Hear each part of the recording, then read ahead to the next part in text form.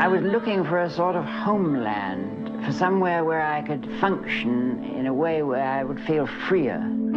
People who didn't read much or may not have known about Isherwood as an author, Cabaret put him on the map for the world at large. When he abandoned England, he also abandoned the structures and styles of traditional novel writing. This is the beach where I met Chris when I was probably 16.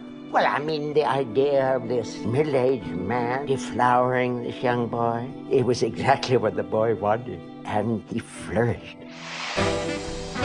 When Don and Chris first met, his close friend Evelyn Hooker, a psychologist studying the gay community, said that it couldn't go on.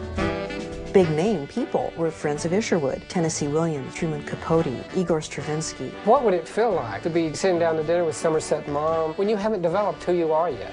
Chris and Don were never apologetic about being a couple. They would go to Hollywood parties when closeted people were surrounding them. Homophobes knew he was a distinguished writer, but who was I? Don as a man was entirely formed by Chris. Isherwood had succeeded in cloning himself. Their mannerisms, their speech patterns were so similar. I couldn't help it. I'm an unconscious impersonator. I wanted people to like me for who I really was, but I wasn't sure myself who I was.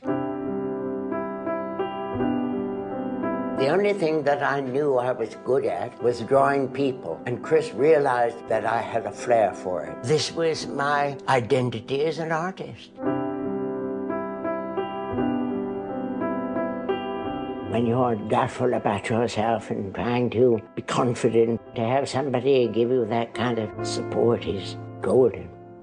Don felt a huge obligation to Isherwood that he'd been given so much. And, you know, freedom is just not necessarily being given everything. Freedom is something you need to get for yourself. He would have been cheering me on. He would say, yes, that's what an artist would do. And that's what an artist did do.